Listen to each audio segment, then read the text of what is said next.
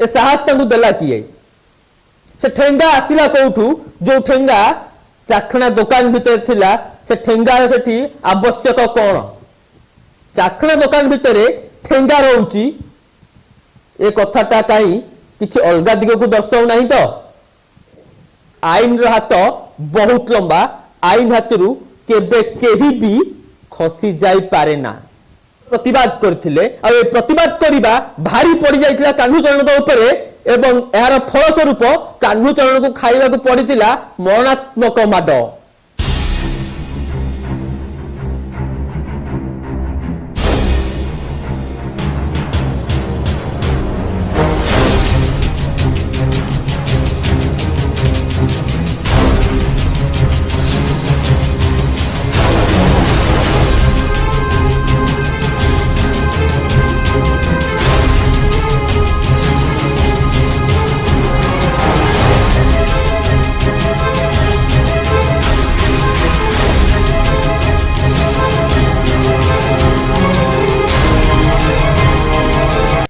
नमस्कार Odisha special story with Falguni रो special episode रे स्वागत करुच्ची मु फाल्गुनी। दर्शक बंधु आज जो टॉपिक टी आमे रखिचु बापा मागुची न्याय ए कथा आज हम एथि पई कहूचु आपण माने होय तो समस्त प्राय तो जानि सारिबेनी निश्चिंत कोइली थाना अधीनस्थ असुरेश्वर रु गोटे वीडियो खूब वायरल होउची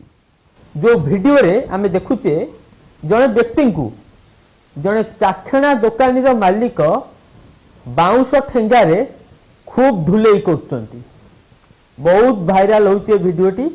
किछि लोक बहुत मजा उठाउचंती आउ किछि लोक दुख प्रकाश मध्य करूचंती जहां हमें सोशल मीडिया रु परखुचु। ए घटनाटी कटक जिला निश्चिंत कोइली थाना अधीन असुरेश्वर ग्रामर कान्हूचरण साहू पिता निरंजन साहू कान्हूचरण साहू जेतेबेले तांको भाई को निज भाईर कथारे जाइथिले चाखणा दुकान को कारण असुरेश्वर रे जो मद काउंटर अछि ताकू लागि कि गोटे चाखणा दुकान अछि आ कान्हूचरण का भाई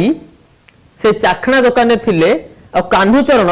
सेही समय रे कटिकटारू असुरेश्वर को फेरुथिले जेहेतु कान्हूचरण पाखरे आसिया पई गाड़ी नथिला कि साइकल नथिला सेति पई तांको बड़ भाई तांको कहितिले कि मो चाखणा दुकान ने अछि तू भितर को आ मु काम सारिला परे आमे सांग होई कि जिबा कान्हूचरण मध्य सेई चाखणा दुकान भितर को जाइतिले कान्हूचरण जते जाइतिले सेते बेले से देखितिले कान्हूचरण को भाई एवं जे चाखणा दुकान न मालिक अछंती से बहुत बड़ मालिक आम सेमती कही पारूनु कहीं जब बहुत बड़ मालिक से नई था अफसप काउंटर को लगे से चाखणा दुकान कर हाथ में बहुत लोक बल बाहुबल और अर्थबल हाथ में निश्चिंत भाव में अच्छी आम ग्रहण करुचु से जहाँ भी हो जिते बड़े कान्हूचरण जाइए से देखिए भाई आउ चाखणा दुकान मालिक भितर बचसा चली से बचसा को रोकिया चेष्टा करथिले एवं से चाखणा दुकान मालिक को दादा बोली संबोधन करी काहेकि एपरि होउचंती ताकू रोकिया चेष्टा करथिले जहा साधारण एबे सुनिया को मिलुची। परवर्ती समय रे कोन हैला ता हो तो काहा को अछपा नाही कान्हूचरण भूल थिला से एई जो कथा कटाकटी चली जो जुक्ति तर्क चली ताकू रोकिया को चेष्टा करथिले एवं ए सब प्रतिवाद करथिले आ ए प्रतिवाद करिबा भारी पड़ी जाइतिला कान्हूचरण को ऊपर एवं एहार फल स्वरूप कान्हूचरण को खाइबा को पड़ितिला मरणात्मक माड बाउंश ठेंगारे ताकू मरणात्मक आक्रमण होइतिला कान्हूचरण दोष थिला एतिकी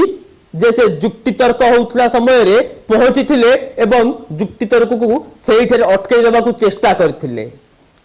वास्तव रे बड़ अजब दुनिया आ अजब तार नीति ए घटना घटिया परे कान्हूचरण अति मुर्मुष अवस्था रे उद्धार होइथिले एवं पर दिन सकाळे कान्हूचरण का बापा कान्हूचरण को नहीं कि निश्चिंत कोइली गोष्ठी स्वास्थ्य केंद्र को जाइथिले ଏବଂ ସେଠି ଚିକିତ୍ସା କରାଇଥିଲେ ଏବଂ ଚିକିତ୍ସାର ପ୍ରମାଣପତ୍ର ସହ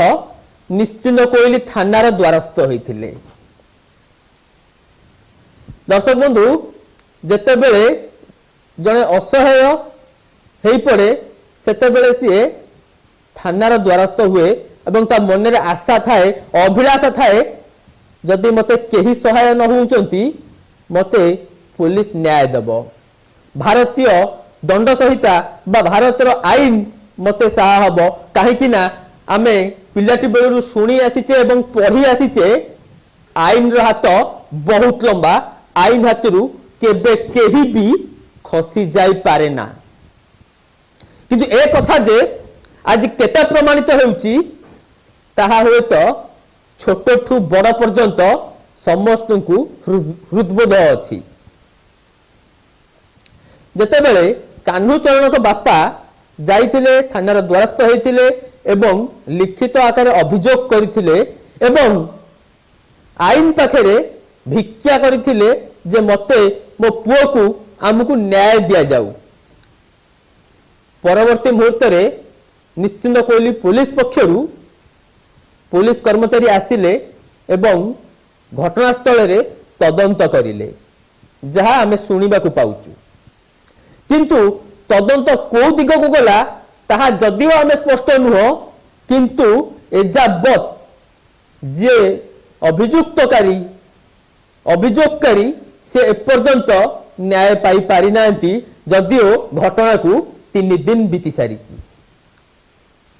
ତେବେ ଏଠି ପ୍ରଶ୍ନ ଉଠୁଛି କାହାର ରହିଯାଉଛି ଭୁଲ? କାହ୍ନୁଚରଣ ସେ ଘଟଣାସ୍ଥଳରେ ପହଞ୍ଚି ସେ ଯୋଉ ଯୁକ୍ତିତର୍କ ଚାଲିଥିଲା ତାକୁ ରୋକିଦେବାଟା କଣ ତାଙ୍କର ଭୁଲ ଥିଲା କି? କାହ୍ନୁଚରଣ ମାଡ଼ ଖାଇଲା ପରେ ତାଙ୍କ ବାପା ଆଇନର ଆଶ୍ରୟ ନେବା କଣ ତାଙ୍କ ବାପାଙ୍କର ଭୁଲ ଥିଲା କି? ତେବେ ଭୁଲ ରହୁଛି କାହାର? କାହା ସାହସରେ ଯେ ଚାକଣା ଦୋକାନୀ ରହିଛନ୍ତି ସେ ଠେଙ୍ଗା ଧରି ମାରିବାକୁ ମଧ୍ୟ ପଛେଇଲେନି ଏବଂ ଠେଙ୍ଗା ମାଡ଼ରେ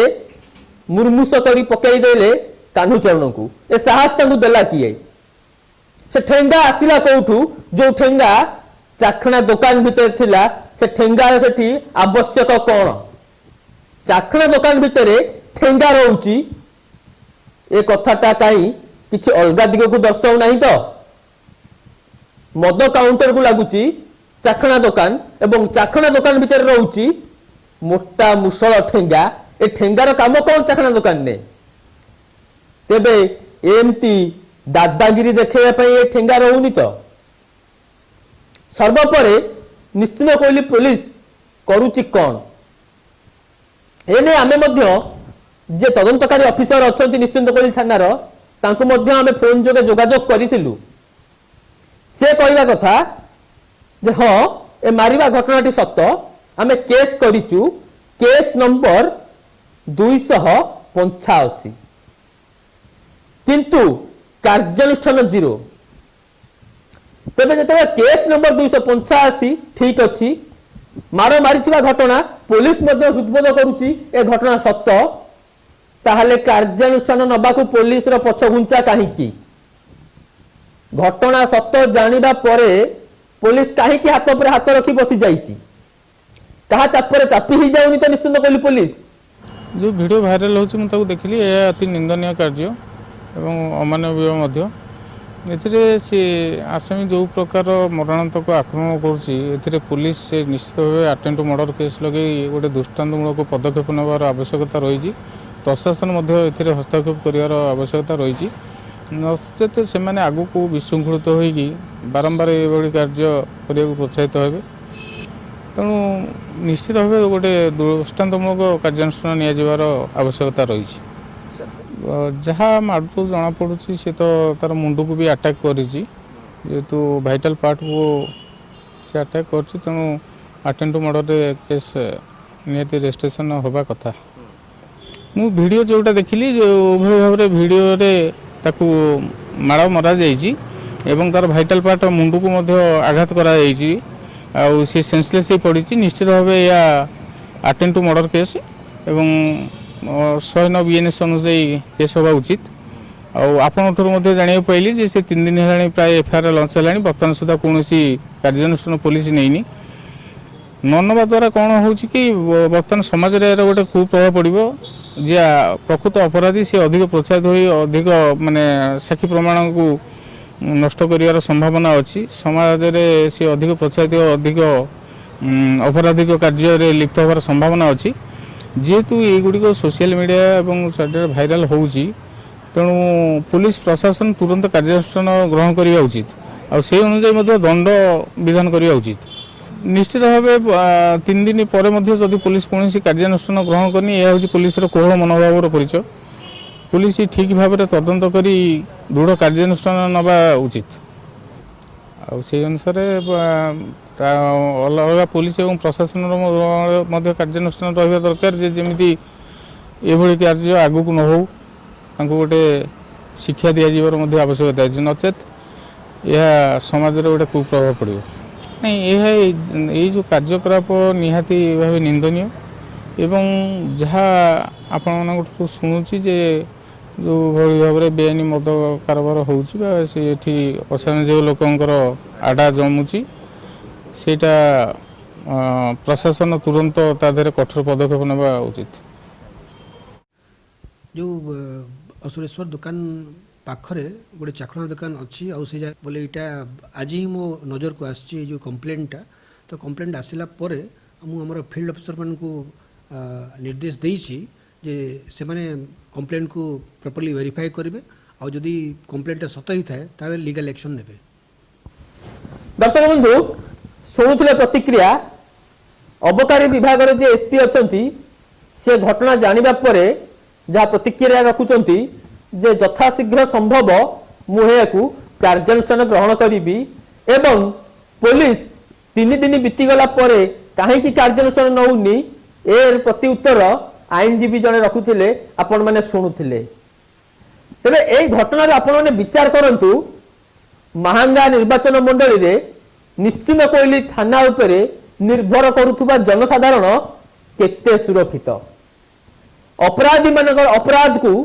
काबू करिबारे केते तत्पर अछि निश्चित कोइली पुलिस डबल इंजिन सरकार नारा केते काम देउची एई निश्चित कोइली थाना अधीन रे ताहा मध्य एबे बड़ प्रश्नवाची हेई सृष्टि होईची अपर पक्ष रे गोटे कथा आमे सुनी आसीचे आबे परसु जाबे परसु बाबू परसु राम पैसा क्या न करे काम ता माने कौन जे पैसा वाला बा जे धनवान व्यक्ति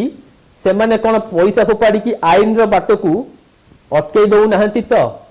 यार उत्तर निश्चित आपण माने रखिबे। आज कार्यक्रम को एइट रखिलु